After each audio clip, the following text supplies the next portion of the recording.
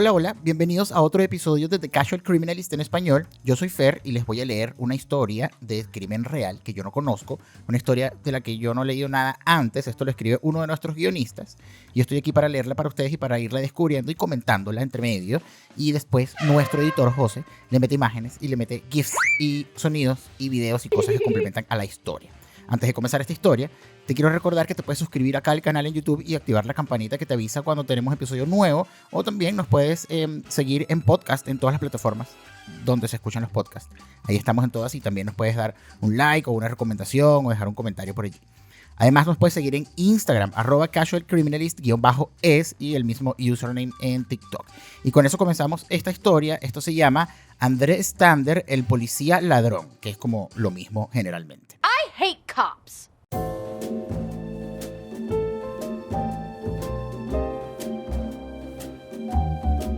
A la gente le encanta Robin Hood. Desde que ese inglés en licras se adentró en el bosque de Sherwood con su arco y flecha, han habido miles de interpretaciones más del mismo personaje. Me refiero a los bandidos nobles, esos criminales cuyas hazañas no tienen que ver con la violencia o el beneficio material, sino con el principio de corregir los males cometidos contra la gente humilde por el poder corrupto. Que esto juega un poco también con nuestra ambivalencia de opiniones, o por lo menos en mi caso, porque en estos casos yo siento que puedo justificar un poco sus acciones, pero igual también terminan haciendo daño, e igual también están rompiendo de cierta forma la ley. Entonces ahí uno tiene como sentimientos encontrados, pero la verdad, mientras se pelee contra el poder corrupto, creo que está un poco justificado. Es una narrativa bastante llamativa y por eso aparecen historias similares una y otra vez alrededor del mundo. Estas historias nos permiten vivir nuestras fantasías secretas de ser un forajido sin ningún tipo de culpa, ya sea porque los culpables donan a los pobres o porque simplemente se rebelan contra los poderosos. Nos podemos sumergir en sus historias sin sentirnos mal por apoyarlos. Sin embargo, hay un problema muy evidente en esta narrativa. Las historias rara vez son tan simples como el folclore y el cine las pintan. Por ejemplo, el colombiano Pablo Escobar construyó escuelas y casas para los pobres en las favelas. Y sí, todos los recordamos como la Madre Teresa bondadosa que era, pero al parecer también cometió algunos crímenes o algo así. Yo voy a aprovechar aquí, porque cada vez que yo veo que va a salir una película o que va a salir una serie acerca de Pablo Escobar a estas alturas de la vida, así como que me duelen los ojos de voltearlos, porque de verdad ya fue.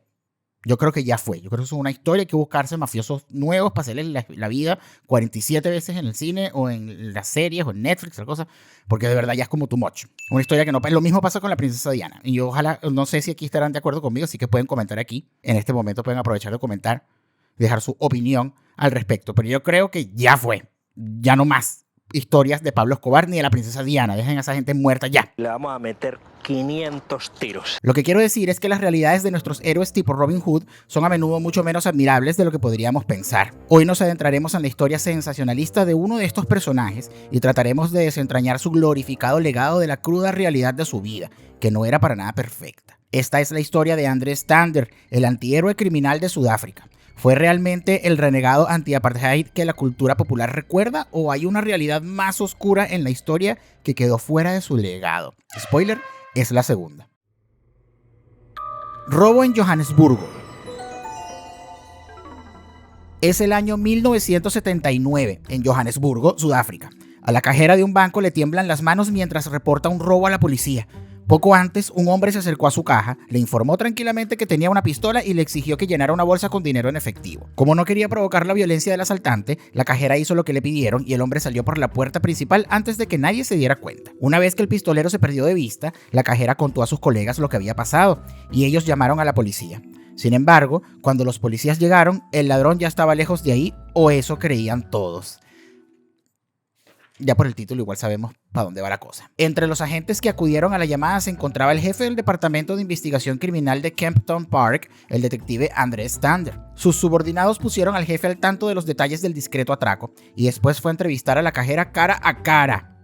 Oh my god, pero ninguno de ellos sabía que el detective Stander ya estaba al tanto de todo lo que había ocurrido.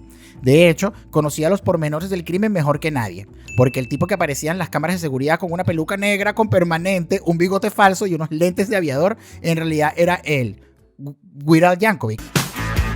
Sin que sus colegas lo supieran, su jefe había estado en el banco menos de una hora antes, cometiendo el mismo delito que le habían pedido que investigara. No estoy describiendo el guión de mi nueva película de ladrones. Esto pasó de verdad. Entonces, ¿cómo termina alguien haciendo malabares con carreras contradictorias como ser policía y ladrón al mismo tiempo? Ya, pero de verdad, a Callum le sorprende que esto pase. Su carrera criminal. Todo comenzó con el hecho de que Stander en realidad nunca quiso ser policía. Su padre era el mayor general Franz Stander, una figura de alto rango en el servicio penitenciario del país, que presionó a su hijo para que entrara en el negocio familiar desde muy joven. No le hagan eso a la gente, a los niños, a los estudiantes, whatever, a sus hijos, no le hagan eso. Stander joven cedió a la presión y se inscribió en la escuela de policía de Pretoria, donde se dice que se graduó como el mejor de su clase. Con un padre tan poderoso como el suyo, y tan fastidioso me imagino también con esa presión, André no tardó en ascender en la policía, convirtiéndose en jefe de su propia división de investigación criminal cuando todavía estaba en sus 20 años. Pero esto no, además que esto yo me imagino que es algo que logra un policía cuando ya tiene rato, pues. Especialmente si estás como metiéndote en la parte como de detective, de investigación así full. Pero bueno, como este tenía al papá ahí enchufado, pero esto no era suficiente para satisfacerlo. A pesar de todo el éxito que había logrado en tan poco tiempo, Stander estaba resentido por no haber elegido su propio camino en la vida, algo entendible. Su infelicidad fue agravada por el clima político de la época, que vio cómo utilizaban a la policía como herramienta para imponer el apartheid y reprimir a los disidentes que se oponían al régimen abiertamente racista del país. Si trabajas para el enemigo jurado de Nelson Mandela, sabes que te has equivocado de profesión, tal cual, Jesus. La infelicidad de André también se reflejó en su vida personal. A mediados de los años 70, sufrió un divorcio complicado. Tuvo un hijo al que nunca conoció. Se volvió a casar con la misma mujer y se divorció de nuevo. ¿Qué es eso? En los últimos años de la década de los 70, su vida estaba estancada en lo personal, en lo profesional y en lo político. Así que el policía infeliz decidió que era hora de tomar medidas drásticas. A sus 30 años, Andrés se propuso cambiar de profesión. Primer robo. Su primera salida como ladrón de bancos fue un poco más lejos de casa que la que contamos hace un momento. Una tarde de 1977, durante su hora de almuerzo en el trabajo, voló a la ciudad de Durban, a unos 500 kilómetros al sureste de la capital. Esto fue en una época más simple, en la que subir con una pistola a un avión no era gran cosa, así que no tuvo problemas para llevar un revólver en su mochila todo el tiempo.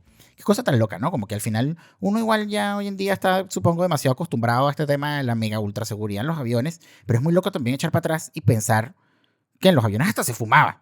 Una cosa que hoy en día para nosotros es una locura. Y en esa época era como tan normal.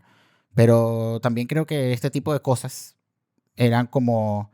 O sea, como que antes no se le prestaba demasiada atención a este tipo de peligros y este tipo de locuras que podía cometer la gente en un vuelo o una cosa así, o transportar cosas en un vuelo, porque bueno, nada más hace falta uno solo que para que se tenga que crear nuevas reglas. Y la gente siempre todo portándose mal. ¡Fuera zapatos y cinturones! ¡Los objetos filosos a la bandeja plástica! Tras aterrizar, el policía corrupto en formación alquiló un auto y se dirigió a un banco. En el estacionamiento se puso su característico look, mejor descrito como un tipo blanco disfrazado de Lionel Richie. Que sí, en verdad cuando dije Weird Al antes, no, en verdad me tenía en la mente a alguien así como Lionel Richie. Así que qué risa la descripción. Entró entonces y se acercó a la caja. Al igual que en el robo que conté hace unos minutos, Stander reveló discretamente su arma a la mujer que trabajaba en la caja y le entregó una bolsa vacía. Después de que ella la llenara con efectivo de los cajones, salió a toda prisa por la puerta y se subió a un avión de vuelta a casa antes de que sonara la alarma. Si los detectores de metales hubieran estado en uso en ese entonces, las bolas de acero del hombre definitivamente habrían activado las alarmas. ¡Wow! Ir a robar en avión. Fue el primer crimen más perfecto que cualquiera podría desear. André incluso logró volver a Johannesburgo antes de que terminara su hora de almuerzo, por lo que nadie ni siquiera se preguntó dónde estaba. Volvió a su papel de jefe del Departamento de Investigación Criminal durante el resto de la tarde, mientras la bolsa con el dinero robado estaba en la maleta de su auto. Crimen perfecto, sí, prácticamente. ¿O no? No sé. Bueno, porque igual también después sí, pues, se ponen a revisar mucho y ven que tú volaste nulamente a este sitio. Pero sí, prácticamente crimen perfecto hasta ahora. En esa hora de almuerzo, el recién estrenado ladrón probablemente ganó más dinero que en todo un mes de trabajo policial, me imagino que sí. Nada mal para hacer el primer contacto con la delincuencia. Sí, qué loco este tipo. Además, este fue su primer robo. Definitivamente bien osado. Una carrera prolífica. Pero eso fue una pequeña muestra en comparación con la cantidad de dinero que acumuló en los años siguientes. Se cree que si era tan fácil para él este tema, montarse un avión y ir a robar un sitio que no te pillen, ir a robar bancos, disfrazado de Lionel Richie blanco. Se cree que Stander consiguió asaltar casi 30 bancos diferentes entre 1977 y 1980, acumulando suficiente dinero como para asegurarse de una jubilación anticipada bastante cómoda en caso de que hubiese querido dejar su trabajo oficial, y casi que los hijos y todo el mundo de su familia jubilado también. 30 bancos en cuestión de 3-4 años. A pesar de la cantidad de delitos que cometió durante ese tiempo, desgraciadamente no sabemos muchos detalles de cada uno de esos asaltos incógnitos. Hay diferentes teorías sobre la razón por la que los periódicos nunca se volvieron locos con las noticias en esa época. Algunos creen que se debe a que Stander era blanco, absolutamente era eso. Unos cuantos tonos más claros que las personas que la opinión pública señalaba como los malos en esa época. Sí, porque además estamos en la época del apartheid, en Sudáfrica, donde era así el racismo imperante.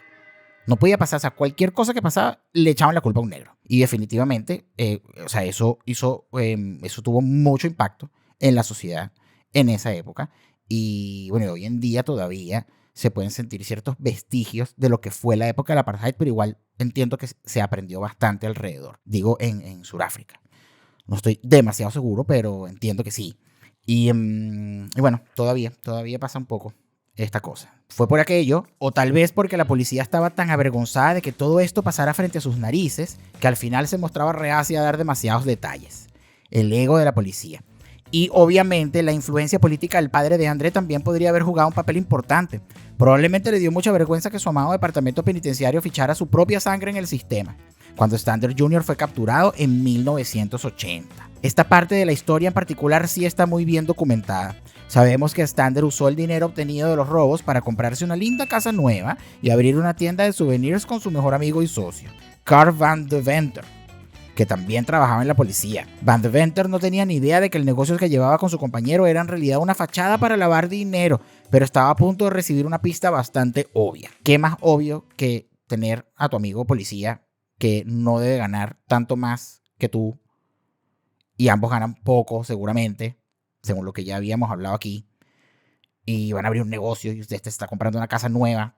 ¿Cómo es que no sospechas? Pero bueno. En diciembre de 1979 estaban bebiendo juntos en una fiesta cuando Stander decidió hacerle una nueva propuesta de negocio a su socio. Invitó a Van Deventer a unirse a él en sus robos de bancos, explicándole que tenía un auto esperando en el aeropuerto con todo su equipo. Pero cuando su amigo se negó, Stander trató de hacerlo pasar como una broma pesada. Si usted es un criminal y usted tiene una identidad secreta y tiene una doble vida de este estilo, no deberías estar bebiendo alcohol, y mucho menos pasándote del umbral en el que ya empiezas a soltar la lengua, porque una de las reglas y uno de los consejos del manual de criminales de este podcast es: no le cuentes tus crímenes a nadie. Ni los anotes, ni los escribas, ni los registres, ni los documentes, y no se los cuentes a nadie. Así que, grave error aquí, amigo. Lo que el policía convertido en ladrón no sabía era que su socio también era en secreto un miembro de la Oficina de Seguridad del Estado, una especie de KGB sudafricana que es tan aterradora como suena. Este informó a los altos mandos, quienes enviaron agentes a vigilar un auto robado, ahora vinculado a Stander, que estaba abandonado en el aeropuerto Jan Smuts. Están viendo, aquí está la prueba fehaciente de que no le puedes estar contando tus crímenes a nadie. Primero registraron el auto, donde encontraron un pasamontañas, un revólver, placas o patentes, una mochila y demás parafernalia de ladrón de bancos. Sin embargo, pasaría un buen tiempo antes de que el mismísimo ladrón apareciera y se incriminara con todas esas jugosas pruebas, por lo que los agentes tuvieron que vigilar el auto durante varias semanas. Tras las vacaciones de Navidad y Año Nuevo, la espera dio sus frutos. Stander volvió al vehículo para recoger su disfraz. Los agentes se limitaron a observar cómo el capitán del Departamento de Investigación Criminal recogía sus cosas y se subía a un avión con destino a Durban. Y en lugar de atraparlo en el otro extremo, los agentes esperaron tranquilamente su regreso. Parece un poco negligente, un poquito nada más, dejar que un conocido ladrón de bancos ande por ahí con un revólver solo por atraparlo infraganti, pero afortunadamente su siguiente robo fue tan pacífico como el resto. Stander regresó a Jan Smuts menos de 2 horas después con 4.000 rands en una bolsa y sin ninguna explicación razonable de cómo los había obtenido. Fue arrestado rapidito. En total, se cree que el policía renegado consiguió robar poco menos de 100.000 rands sudafricanos entre todos sus delitos. Eso equivale a unos $190.000 de hoy en día. Me parece poquito igual. Puede que no sea una cantidad alucinante comparada con otros atracos que hemos tratado, pero ahí radica su verdadera genialidad. Al mantener su operación a pequeña escala, Stander mitigó el riesgo de sus crímenes. Eso es otra cosa en la que yo he pensado bastante. Qué horrible que yo esté diciendo esto aquí, que yo he pensado bastante en esto. Pero si yo fuese criminal, yo he pensado, o si fuese ladrón, yo he pensado en eso, como no hace falta estar robándose 30 millones de un solo trancazo. espérate, róbate poquito a poquito y vas así agarrando lo que necesitas y te das un lujo, una cosa, pero si se salen de control, se les sale de control también la forma de ocultar estas fortunas. Entonces, aquí tenemos otro consejo para el manual de criminales de Casual Criminals en español, que un día estos me van a venir cancelando por estar aquí haciendo un supuesto manual para criminales, pero también un poquito de sentido común es esto. Así que me parece muy inteligente de parte del amigo Stander aquí, que tenía, como decía aquí Callum en el guión, una operación a pequeña escala, porque así no era tan evidente, pues está bien. Sabía que explotar una bóveda acorazada o tomar rehenes solo atraería atención no deseada y alargaría el tiempo necesario para la huida. Y como sabemos, el hombre solía estar en su descanso de almuerzo en esos momentos. Aún necesitaba comprar un pancito y una Coca-Cola antes de volver a su oficina. Al controlar su avaricia, podía robar las bajas cantidades que tenían las cajeras y escapar dentro del tiempo de respuesta promedio de la policía. Eso, rapidito, facilito, sin levantar demasiadas alarmas. Robándose lo que necesitas para comprarte tu casita nueva y uno que otro lujo. ¿Aprenden? Y no es que 100.000 rands fueran una cantidad insignificante de dinero. Un hombre blanco en Sudáfrica en esa época podía esperar ganar unos 24.000 rands al año. Así que, siguiendo este sencillo sistema, Stander consiguió ascender en la escala económica de forma bastante significativa y mientras tanto evitó ser capturado durante 3 años. Y probablemente podría haber continuado durante muchos más si no se hubiera delatado accidentalmente ante los federales. Arresto y juicio. Delatarse a los federales fue exactamente lo que hizo, y la aventura criminal de este policía convertido en ladrón llegó a un final nefasto. Cuando fue llevado ante el tribunal, Stander dio una pequeña explicación de por qué había decidido cruzar la delgada línea azul. Durante la audiencia afirmó que se oponía firmemente al apartheid y que estaba asqueado por el papel de la policía en su ejecución. Según esta versión de los hechos, Stander le contó a su familia después de su detención que el punto de quiebre definitivo fue el levantamiento estudiantil de Soweto en 1976. El 16 de junio de ese año, los estudiantes del municipio de Soweto, las zonas que le asignaban a la comunidad negra de Sudáfrica bajo la segregación, organizaron una protesta contra el apartheid. Esto desencadenó manifestaciones posteriores en otros municipios del norte de Johannesburgo. El 18 de junio, los estudiantes de los municipios de Alexandra y Tembisa organizaron una marcha hasta el estadio Roosevelt, donde tenían previsto hacer una declaración en contra de las leyes de segregación del gobierno sudafricano. Sin embargo, como seguramente ya sabes, el régimen supremacista blanco no se tomó muy bien este tipo de cosas. Una barricada policial se interpuso en el camino de los manifestantes, dando lugar a un tenso enfrentamiento. Stander afirmó que él era uno de los policías que estaba allí ese día, apuntando con su arma a civiles desarmados. Los testigos informaron que algunos de los jóvenes lanzaron piedras a la policía y los oficiales respondieron con mucha mesura y responsabilidad, abriendo fuego contra la multitud con balas reales, matando a más de 30 jóvenes y niños. ¡Qué cosa tan horrible! En su defensa, seguro que algunas de esas piedras lanzadas por los adolescentes les dolieron de verdad. ¡Jesus! Durante la investigación que siguió, los agentes alegaron que actuaron para evitar saqueos y vandalismo, y en el mismo año en que André Stander fue juzgado por robo, fueron absueltos de toda culpa. No me extraña para nada, ya lo hemos hablado aquí, cómo le tapan las cosas a la policía. Hace unos días estaba teniendo una conversación al respecto, que como que cada vez me vuelvo como más sensible y me indigna cada vez más cómo le tapan estas cosas a los cuerpos de seguridad en general. Lo veo aquí y lo veo en todos lados y lo vemos en todos los casos, en muchos de los casos que hemos tenido acá en este podcast, y de verdad es algo que tiene que ser expuesto permanentemente, como lo que acaba de pasar con los policías en Uvalde, en Texas.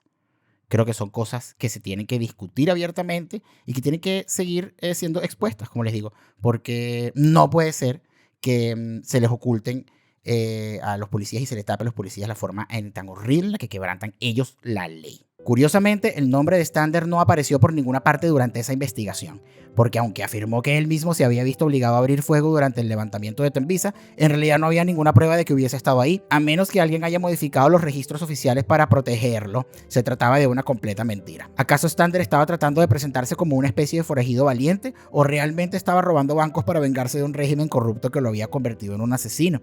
Podríamos darle el beneficio de la duda, pero en realidad hay muchas posibilidades de que solo estuviera jugando con el sentimiento popular de la época para escaparse de la cárcel. Me suena más a eso. Como es lógico, no todo el mundo que seguía el caso se creyó su explicación. Muchos pensaron que simplemente estaba aburrido de la vida. Después de todo, Stander había hecho su servicio nacional en Angola durante la guerra de la frontera sudafricana. Volver a una vida normal en un trabajo cómodo podría no haber sido lo suficientemente emocionante para él después de haber probado ese tipo de vida de alta intensidad. Pero sea cual sea la razón para empezar, todo había llegado a su fin. El 6 de mayo de 1980, André Stander fue condenado a un total de 75 años por sus crímenes. Algunas de las condenas podían cumplirse simultáneamente, lo que significaba que la pena real solo suponía 17 años tras las rejas. Despojado de su placa, el ahora famoso bandido fue trasladado a la prisión de máxima seguridad de Sunderwater, donde sin duda conocía a muchos de los reclusos por nombre propio, ya que él había sido quien los envió ahí. Yo me imagino que la pasó buenísimo en la cárcel. Normalmente aquí es donde terminamos el episodio con una pequeña lección moral y una despedida simpática, pero ponte cómodo, la historia de Andrew Stander apenas acaba de comenzar y las cosas están a punto de volverse aún más hollywoodenses que antes. Sí, todavía queda bastante guión, prepárense. La fuga de la cárcel y la banda de Stander. El segundo acto de la balada de Andrew Stander presenta a un par de nuevos personajes, sus futuros cómplices. Porque a pesar de que seguramente tenía muchos enemigos en la cárcel, Stander no tardó en hacer también algunos amigos. Su reputación como uno de los ladrones de bancos más rentables y audaces de la historia del país lo precedía, por lo que en realidad inspiraba bastante respeto en la prisión. Por eso, otro ladrón de bancos llamado Alan Hale se convirtió en uno de sus mejores amigos en Sunderwater. Hale no era un ladrón tan prolífico, ya que solo había realizado 5 atracos en su carrera, pero los dos estaban al tanto de las hazañas del otro.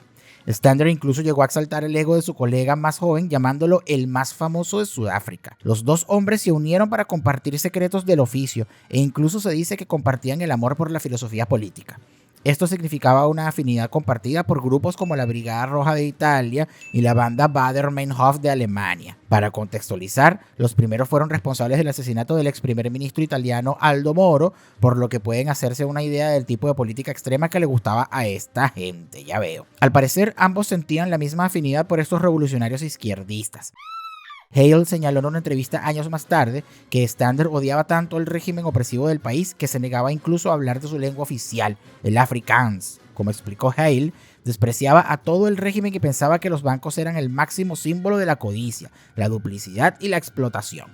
Odiaba el sistema sudafricano y, como los dos éramos ladrones de bancos y estábamos empeñados en desafiarlos, éramos la compañía ideal. Por lo que vemos entonces como que si era verdad que la lucha de este tipo tenía un tono político, filosófico, ideológico, como que de verdad se comía el cuento. Veamos. Una fuga audaz. A los nuevos amigos les iba a costar mucho trabajo desquitarse desde la prisión de máxima seguridad, así que empezaron a soñar con la idea de escaparse algún día. Empezaron con bromas, cada uno afirmando que sería el primero en salir y prometiendo volver por el otro, sin ninguna idea concreta de hacerlo realidad. El 11 de agosto de 1983 fue Stander quien tuvo la primera oportunidad de intentarlo, mientras asistía a una sesión de fisioterapia con otro recluso llamado Patrick McCall. Los dos reclusos estaban sentados en la sala de espera de una clínica junto con otros 5 presos, esperando su turno para ver a la fisioterapeuta Amelia Grobler. Milagrosamente curados de todos sus dolores, Stander y McCall consiguieron dominar a los guardias y tomar sus armas, antes de huir en el auto de la fisioterapeuta. Los otros 5 reclusos decidieron que preferían no correr el riesgo y optaron por no participar en la gran fuga. Se quedaron ahí tranquilitos esperando que los volvieran a meter en el autobús y se los llevaran para su celda. Stander y McCall salieron a toda velocidad hacia los barrios del norte, desviándose por algunos caminos rurales para evitar a los oficiales que los buscaban en las carreteras. Aquí es donde la narrativa del noble bandido empieza a ser bastante imprecisa, porque no recuerdo que Robin Hood haya secuestrado a una familia para huir, corríjanme si me equivoco. Pero eso es exactamente lo que hicieron Stander y McCall. Se encontraron con una granja propiedad de un hombre llamado Martin Rickert, que vivía allí con su hijo Hank. Cuando los dos granjeros salieron a recibir a los hombres que entraban en su propiedad, Stander y McCall los apuntaron con sus armas y exigieron a Martin que llamara a la policía. Parece una jugada extraña para dos hombres que seguramente querían mantenerse lo más lejos posible de la ley, pero Stander sabía lo que hacía. Habiendo pasado años en la policía, comprendió que no había forma de que pudieran pasar los inevitables controles policiales sin un disfraz adecuado. Y qué mejor disfraz que un furgón policial. Cuando el oficial llegó a la granja, los dos convictos lo tomaron como rehén y lo obligaron a cambiar de ropa con Stander. Después, los fugitivos ordenaron al granjero, a su hijo y a la gente que subieran a la parte trasera de la furgoneta y se marcharon hacia el municipio de Tembisa. Al parecer, aterrorizar a 3 personas inocentes no era suficiente, porque los fugitivos se detuvieron en el camino para recoger a la enfermera Naki Fuchs, de 27 años, poco después de salir de la granja. Ahora, con 4 rehenes en la parte trasera del furgón, los dos hombres siguieron pasando todos los controles policiales establecidos para capturarlos y lograron quedar a salvo. Afortunadamente, ninguno de los rehenes resultó herido en la odisea. Stander y McCall abandonaron el furgón cuando se alejaron lo suficiente del centro de Johannesburgo, y las personas atrapadas en su interior pudieron romper la ventanilla que daba acceso al asiento del conductor. La segunda fuga y segunda racha. Stander y McCall habían conseguido su libertad, pero no tenían intención de vivir en la clandestinidad. Poco después de fugarse, robaron 13,000 rands de una sociedad de crédito hipotecario, asaltaron una armería y empezaron a planear cómo sacar a su amigo Hale de la prisión. Él seguía en Sunderwater, aguantando las críticas de los guardias que sabían que él y los fugados eran buenos amigos. Pasaron varios meses con el pobre Hale esperando cada día que sus compañeros cumplieran su promesa. Entonces, el 31 de octubre, mientras asistía a un examen de certificación comercial, escuchó una voz familiar detrás de él. «Vamos, Alan, vamos». Oh, wow, de película total. Era Stander. Él y McCall tenían a los guardias boca abajo en el suelo, con rifles de asalto apuntando a sus espaldas. Por lo visto, los guardias de las prisiones sudafricanas son bastante relajados, porque era la segunda vez en un año que los sorprendían así. Aunque si 2 personas con armas automáticas irrumpieran en mi lugar de trabajo, probablemente yo también haría lo que me dijeran. Reunidos y felices, los 3 hombres se marcharon en un auto de fuga y llegaron a un refugio en el extremo norte de la ciudad. Esta sería su base de operaciones en los meses venideros. Probablemente te imaginas una choza básica, pero esta casa era todo lo contrario. La banda utilizó su riqueza combinada para asegurarse un apartamento de lujo con un garaje lleno de autos de lujo y una nevera repleta de champaña. ¡Qué gente tan loca! Una vez que la noticia de la segunda fuga se hizo pública, los medios de comunicación se volvieron locos por la recién formada banda de Stander. La narrativa del Robin Hood, el forajido antisistema, había corrido como pólvora y los 3 delincuentes se convirtieron en los protagonistas de las noticias diarias y una verdadera espina para las autoridades. Parte del atractivo de la banda era el método no violento de sus robos, que se reanudaron poco después de que Hale escapara de la cárcel. La metodología era la misma que usaba Stander antes de ser arrestado: ser lo más silencioso y discreto posible y disfrazarse de Lionel Richie. En una grabación de audio enviada al periodista de The Guardian Chris Sullivan en 2005, Hale explicó: había reglas. Nada de gritos, nada de armas de fuego, nada de planes y nada de violencia premeditada. No era como Tarantino. El objetivo del ejercicio no era aterrorizar a la gente, sino básicamente entrar y salir lo más rápido posible, porque estábamos en proceso de robar 3 o 4 bancos al día. Fajadísima esta gente. Así de fácil era robar bancos sudafricanos en los años 80, qué fuerte. Es un milagro que alguien se molestara en tener un trabajo normal. Con ese tipo de productividad es comprensible que los medios de comunicación se fijaran en la historia de estos guerreros antisistema. La sensación mediática se vio alimentada por la increíble audacia de algunos de sus atracos. Por ejemplo, a principios de 1984 vieron en la televisión que se había creado un centro neurálgico para seguirles la pista, una base de operaciones para el comando especial que los perseguía, dirigido por el general de brigada Manny Van Rensburg. Al ver el mapa de potenciales víctimas, Stander vio la posibilidad de realizar una hazaña muy atrevida: robar el banco en la planta baja del mismo edificio en el que estaba instalado el cuartel general de la policía. Increíble. Y como todas las veces anteriores, la banda entró en el banco y salió minutos después con una bolsa llena de dinero, muertos de risa, fumando sus cigarros, sí, relajado, vámonos para la casita a contar la plata. De alguna manera, la banda de Stander nunca fue presa de su propia arrogancia y logró asaltar más de 20 bancos en total. Debo decir que estoy con esta gente desde el punto de vista de la inteligencia y el hecho de que no se han dejado como llevar por su propio ego y por como su prolijidad a la hora de hacer estos crímenes. Eso no quiere decir que nunca estuvieran cerca de un desastre. En una ocasión, Stander tuvo que huir de un restaurante porque otro cliente lo reconoció. Y en otra ocasión se vio obligado a pasar un control policial haciéndose pasar por un corredor matutino.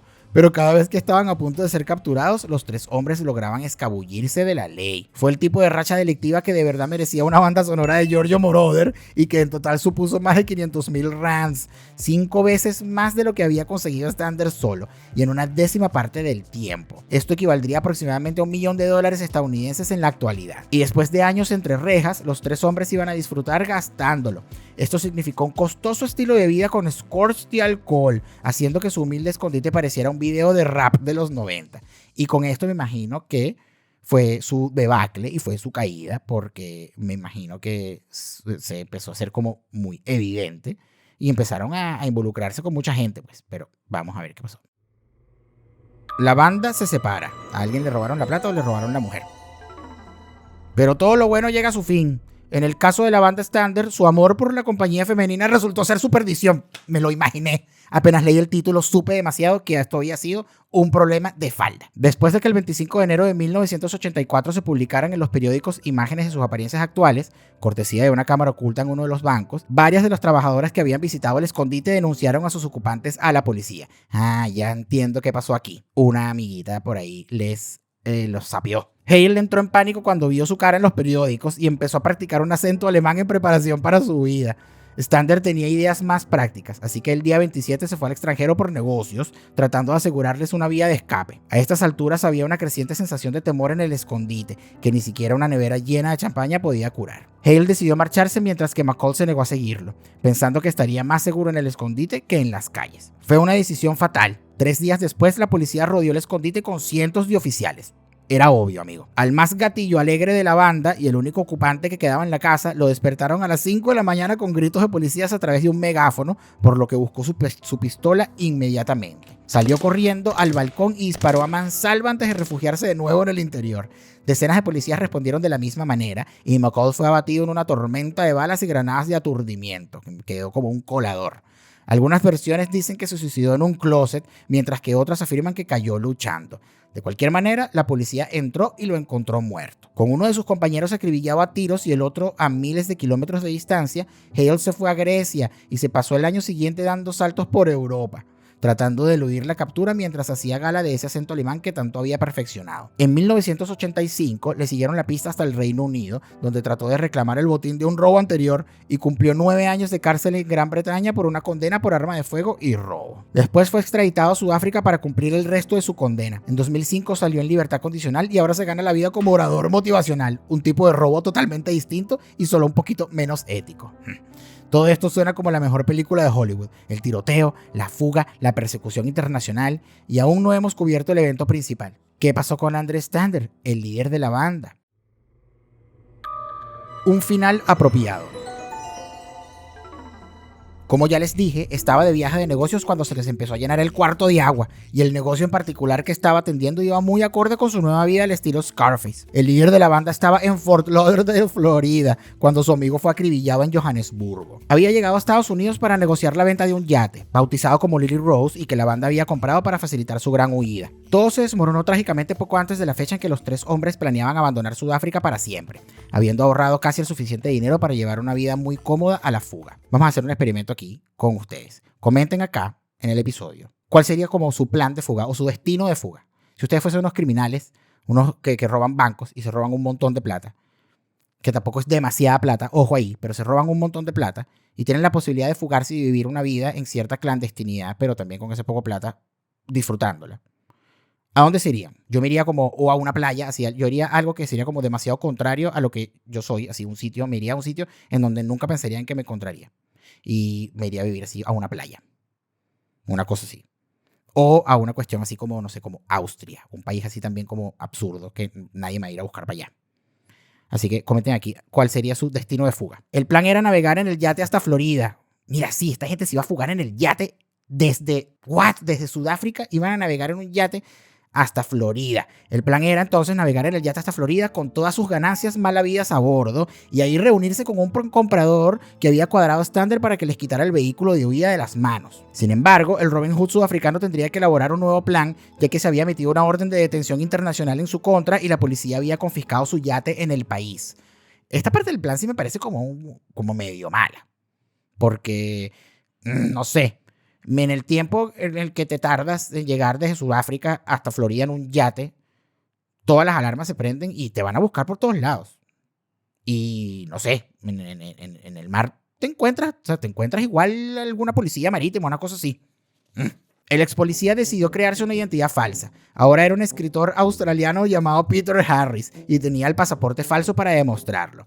Por lo visto, a los habitantes de Florida les cuesta distinguir los acentos extranjeros porque esa estrategia le funcionó de maravilla. Incluso cuando fue detenido en febrero de 1984 por manejar un auto no registrado con una licencia falsa, la policía aún así aceptó que Stander era en realidad el ficticio Peter Harris y lo dejó ir. Tras ser puesto en libertad, localizó el depósito donde estaba su Ford Mustang sin matrícula y saltó la reja para recuperarlo. Después de atravesar la reja, llevó el auto al concesionario que se lo había vendido y pidió que le pintaran el auto. Para entonces, el concesionario ya sabía quién era su cliente. La policía había entrevistado a la tripulación del yate contratada por McCall y Hale en Johannesburgo, y estos les dijeron que sus nuevos empleadores querían navegar hasta Florida. Así es como las fotos de estos fugitivos sudafricanos aparecieron en los periódicos de Fort Lauderdale y frente al ojo afilado del señor Tony Tomosello, el hombre que había vendido el auto a Stander. Sí, señor, wow, imagínate tú, reconocer a un criminal de Sudáfrica. que está fugado por ahí comprándote un auto. Tomasello aceptó que se pintara el Mustang y llamó a su abogado para saber exactamente en qué problemas se estaba metiendo. Tras sopesar los cargos de venta de un vehículo sin matrícula versus complicidad con un fugitivo internacional, el vendedor decidió llamar a la policía. Y así, docenas de oficiales floridanos rodearon el apartamento de Stander y tumbaron su puerta solo para descubrir que el hombre ni siquiera estaba allí. No había emprendido otra audaz huida. De hecho, Stander no tenía ni idea de que lo habían descubierto y solo había salido a dar un paseo en bicicleta por la tarde, tranquilito. Cuando regresó en la bici y llegó a su entrada, se topó con el agente Michael Van Stettina, uno de los policías asignados a la vigilancia del perímetro. Stander se dio cuenta de que lo habían pillado e intentó quitarle la escopeta al oficial. En el forcejeo que se produjo, recibió un disparo en el estómago y cayó al suelo. El agente Stettina lo reportó y trató de detener la sangre que emanaba de sus heridas, pero cuando llegó la ambulancia, el hombre más buscado de Sudáfrica ya estaba muerto. Final de película. Y un final bien imbécil también. Un legado retorcido. Ese es un final bastante cinematográfico para uno de los criminales más mediáticos que ha tenido Sudáfrica, fusilado en la tierra de la cocaína y las persecuciones en lancha. Pero ahora que hemos terminado con los principales acontecimientos en la vida de Stander, echemos un vistazo a la historia y preguntémonos cuánto hay de cierto en ella y cuánto es de fantasía. Quizá un buen punto de partida sea la película de 2003 sobre su vida, Stander, dirigida por Bronwyn Hughes. Como puedes imaginarte, la mayor parte de esta película tiende a la fantasía, pero podemos utilizarla como medida para saber hasta qué punto el legado del caso de Stander se ha alejado de la verdad. Consideremos el hecho de que la película comienza con el levantamiento de Tembisa, mostrando a Stander teniendo que disparar a civiles inocentes. Comienza con esa escena presentándola como el acontecimiento formativo en la vida del policía corrupto y la causa de sus crímenes. Pero, como dije, no hay constancia de que eso haya sucedido. De todas formas, la película en general coincide con la versión popularizada del hombre y su vida. Aunque el dinero y la infamia fueron probablemente la motivación principal detrás de los crímenes de la banda de Stander, una y otra vez su racha fue retratada como una expresión de angustia contra el apartheid. Por ejemplo, en la película, el actor que interpreta a Alan Hale le cuenta a Stander que una vez tuvo una novia negra que fue golpeada por la policía y sufrió un aborto, y le agradece a Stander que lo ayudara a vengarse. Entonces Stander es un héroe para los oprimidos y maltratados, ¿no? Pues hay muchas cosas que sugieren lo contrario.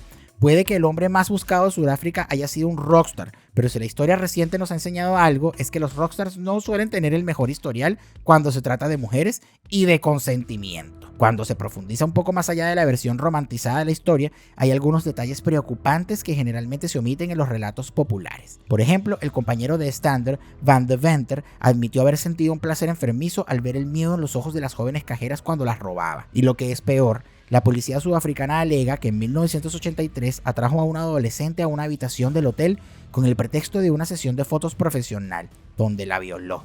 Más adelante, otra adolescente lo acusó de hacer lo mismo con ella. Estas acusaciones se dieron a conocer en el momento en el que la banda estaba en plena ola de crímenes, pero algunos periódicos se limitaron a desestimarlas como un intento de desprestigio por parte de un gobierno que había sido completamente humillado por esta banda de rebeldes antisistema. Sin embargo, hay que tener en cuenta que en uno de los escondites de la banda descubrieron fotos de la primera chica, después que la policía los atrapara. No encontrarás mucha mención a estas acusaciones de violación en ningún sitio, porque no encajan demasiado bien con la imagen de antihéroe astuto del legado de Stander. Por eso es que todas esas películas y series de criminales y todo ese tipo de cosas hay que tomárselas con un granito de sal. Y especialmente las que son como medio apologetic, mientras las que medio justifican o tratan de lavarle un poquito la imagen o tratan de endiosar a estos criminales, como que igual son criminales. Así que todas esas cosas hay que tomárselas como con un poquito de eso, con un granito de sal, porque no generalmente tienen, generalmente no cuentan los hechos como son. Además que en muchos casos hay partes de estas historias que claramente son aburridísimas de contar, pero que le tienen que meter un poquito más de picante ahí.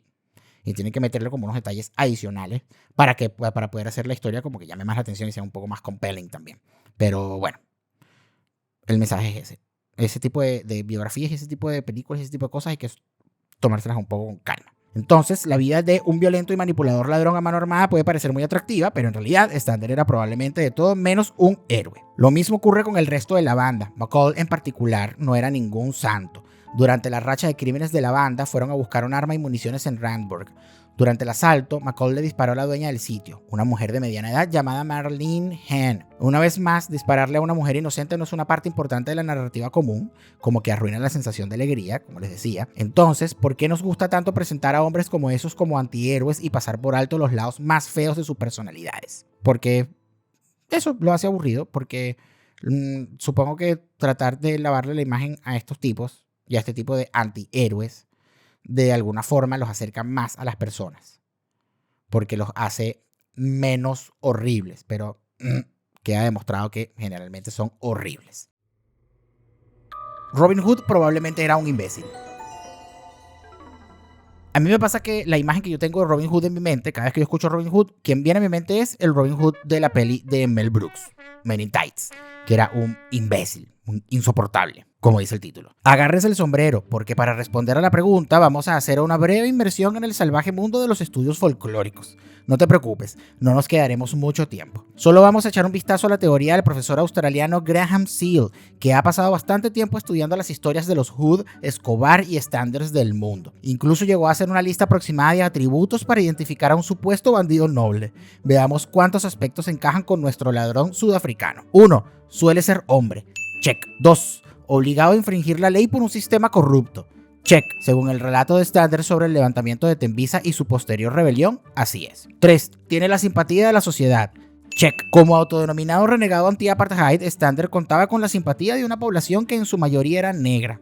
Además, gran parte de la población blanca del país, que era del 20% más o menos, también se oponía a las políticas racistas del régimen. 4. Sigue un código moral. Check. Como explicó Hale antes, tenían reglas. La idea de robar bancos de forma silenciosa y no violenta sin causar mucha angustia en la gente es lo más moral que puede haber dentro de un atraco. 5. Las leyendas hablan de una habilidad extraordinaria para llevar a cabo crímenes audaces y evitar la captura. Check. Por favor, vuelve a escuchar todo lo anterior. 6. Por último, su muerte representa un último acto de desafío. Check. Intentar arrebatarle una escopeta a un policía es un acto muy desafiante en mi opinión. Lo que quiero decir es que Stander encaja perfectamente en el arquetipo del personaje de Robin Hood. Es un criminal cuyas credenciales morales se han inflado hasta tal punto que la gente suele olvidar la gravedad de todas las cosas horribles que hizo. Como dijo Hale en su declaración a The Guardian, el hecho de que André fuera un antiguo capitán de policía se ajustaba a la noción romántica del bueno convertido en malo contra el verdadero malo. Y ahí es donde el sensacionalismo se convirtió en histeria como nunca antes ni después. Me inclino por lo mismo. La oportuna historia de un ex policía y forajido anti-apartheid era demasiado conveniente para que la prensa la dejara pasar, y las siguientes generaciones de cineastas, periodistas y guionistas de podcast como poco discretos se han subido al tren desde entonces. Sin embargo, como de costumbre, el casual criminalist quiere darles lo malo junto con lo bueno, porque a veces un ladrón de bancos es solo un ladrón de bancos. Al fin y al cabo, fue la lucha del pueblo sudafricano la que impulsó el fin del apartheid, no los 3 tipos con revólveres y barbas falsas. Conclusión. Así llegamos al final de nuestra historia del ladrón de bancos más famoso, más fascinante y más intrépido de Sudáfrica. Su historia perdura en el imaginario popular como una de las noticias más sorprendentes de la era del apartheid, prueba de que un legado sensacionalista es suficiente para ocultar incluso el comportamiento moral más cuestionable. ¿Nos creemos el cuento de que la banda de Stander eran unos anarquistas contra el apartheid o solo eran un grupo normal de ladrones de dinero? Dejen en los comentarios lo que ustedes piensan. Para terminar con nuestro programa de hoy, dejo un recordatorio de que, por muy glamorosa que sea la historia llena de sexo y dinero de la banda de Stander, la realidad de la criminalidad suele terminar en la miseria. Basta con que lo diga el último miembro sobreviviente, Alan Hale, que perdió la mayor parte de su juventud tras las rejas. Dijo a The Guardian: tengan la seguridad de que si son condenados por delitos graves, irán a la cárcel con una sentencia muy larga y tendrán que encontrar nuevas fuerzas y determinación para seguir afrontando cada día aparentemente interminable. Yo en lo particular, yo creo que prefiero morirme antes que ir a la cárcel por un montón de tiempo. Porque, no sé, esto me dice que es 1 mes, 3 meses, igualito, horrible. Pero si son un montón de años, sé que son horribles y sé que suena también como una salida muy fácil, como morirse y no pagar por los crímenes que uno cometió. Pero desde un punto de vista más personal y de la experiencia individual o la apreciación individual de cada uno y de cuánto aprecia uno su vida siendo criminal, yo creo que prefiero morirme que pasar ahí ese montón de días y años despertándote cada día, tal cual como dijo este tipo aquí, tratando de encontrar nueva fuerza y determinación para seguir afrontando cada día aparentemente interminable. Debe ser interminable. Entonces sé que suena fácil y cómodo, pero lo prefiero de esa forma. Y una de las cosas que a mí más también no sé si decir que me apasiona, pero una de las cosas que más me hace pensar alrededor de los criminales y de estos tipos que pasan años y años y años cometiendo crímenes y crímenes por el estilo, crímenes como de robos y ese tipo de cosas, que me apasiona como pensar o me entretiene mucho pensar que estos tipos, ¿en qué piensan ellos? Como, te van a agarrar. Lo que dice él también acá, te van a agarrar. Es muy posible que te agarren. Todas estas historias terminan de forma muy trágica. Una que otra, que de repente lo haya cometido un crimen y se salvó y logró fugarse, que más de un cuento por ahí hay de un criminal fugado en Cuba, por ejemplo. Pero esa gente que logró ese crimen perfecto. Pero pasan toda su carrera como criminal pensando que piensas que de verdad te van a agarrar o que no te van a agarrar. Estás demasiado convencido de lo que tú eres o de lo que eres capaz de lograr como criminal, hasta dónde puedes llegar. Esa parte me parece genial. El pensamiento del criminal alrededor de si lo van a agarrar o no. Básicamente la pregunta es como, ¿vale la pena cometer todos esos crímenes y arriesgarte a ese nivel y darle todo ese esfuerzo a ser un criminal? Apartando todo el tema ideológico y apartando todo el tema político y toda esta visión que tenía este tipo supuestamente, que no me como mucho el cuento, pero ajá. Apartando todo eso, ¿vale realmente la pena? Yo creo que no. Pero bueno, seguimos aquí. Así que el crimen no es rentable, viniendo de un hombre que una vez robó 4 bancos en un día. Lo que tú digas. Ya reservé mi Lamborghini. Johannesburgo, allá voy. Apéndices sangrientos. Apéndice 1. Si le creemos a su ex colega, el jefe Stander ni siquiera era un muy buen detective. Frustrado por el relato periodístico de un policía genial convertido en ladrón de bancos, el oficial Chris Sonapol hizo una declaración en la que afirmaba: cuando estábamos juntos en la policía, él no podía atrapar ni un resfriado. Señor Sonapol, si está por ahí, le creemos. Apéndice 2. Mientras estaba prófugo en Europa, el segundo al mando, Hale, se puso en contacto con un estafador llamado Billy Williams para que le ayudara a recuperar el botín que había escondido en el Reino Unido. Al parecer, no tenía ni idea de lo que hace un estafador profesional para ganarse la vida, ya que se sorprendió cuando Williams robó el lote y lo entregó a la policía. ¡Qué idiota! Apéndice 3. Hay un hombre que sí salió bien parado económicamente de todo ese desastre. Tony Tomosello, el hombre que le vendió el auto a Stander en Florida. Después de que el líder de la banda fuera abatido en la calle, Tony exigió su recompensa al gobierno sudafricano por el valor de unos $64,000. Trágicamente, si hubiera dejado que Stander robara un par de bancos más, el apartheid se habría acabado y el racismo sería un recuerdo lejano. Muchas gracias, Tony. Not. Bueno, así termina esta historia que me gustó mucho. Y me gustó mucho porque me puso como a debatirme ese tema y yo me imagino, espero que ustedes también, creo que ese es el mensaje y el debate principal alrededor de este tema y este episodio. Y es que eso me llevó a debatirme en esa ambivalencia que me suele ocurrir de que si, bueno, que si por un lado los crímenes de este tipo estaban justificados porque de verdad estaban luchando contra un sistema y contra todo un sistema corrupto, el poder corrupto, etcétera, pero por otro lado esas cosas no se pueden justificar mucho porque al final de cuentas siguen siendo criminales. Como que me pasa ese doble pensamiento. Por un lado, ya, ok, este tipo le está robando a los que tienen poder, pero tampoco es que él está ayudando a nadie, porque no estaba ayudando realmente a nadie. Digamos que era un ladrón común y corriente, solo que, bueno, no creía en la violencia, no creía o no creían hacerle daño a las personas que, al final, yo creo que sí igual está bien. Yo creo que sí igual tenía como un componente ahí ideológico coherente. Si no le quería hacer daño a las personas y solamente robaba lo que estaba como en las cajas ahí de las cajeras y de alguna forma u otra lo que quería era precisamente burlar o un poco en el poder corrupto, ok. Pero por otro lado, como decía el guión, como decía Callum acá, estas historias suelen tener un trasfondo y un lado muy oscuro y hay muchos detalles sórdidos detrás, aunque es muy difícil tratar de hacer el bien a este nivel de esta forma sin de alguna forma hacer el mal. Así que creo que me gustó mucho este episodio por ese debate. Cuenten ustedes, opinen ustedes acá en los comentarios, que nos gusta mucho cuando comentan y se arman estos debates también, estas discusiones. ¿Qué creen ustedes? ¿Qué opinan ustedes de estas cosas? A mí me parece que mientras se le ponga la cosa más difícil al poder corrupto, todo bien. Pero si hay otras consecuencias alrededor, si estás haciendo otro daño a otra gente, etc., ahí está todo mal. Y pierde cualquier tipo de justificación lo que estés haciendo. Con eso me despido. Muchas gracias por ver este episodio y por seguir viendo The Casual Criminals en español. No olvides que te puedes suscribir aquí en YouTube y activar la campanita que te avisa cuando tenemos episodio nuevo. También estamos en podcast, en todas las plataformas de podcast, y por allá puedes comentar y compartir y darnos like y dejar una recomendación, un comentario, etc. Y también nos puedes seguir en Instagram, @casualcriminals_es, y también en TikTok con el mismo username. Nos vemos en un próximo episodio.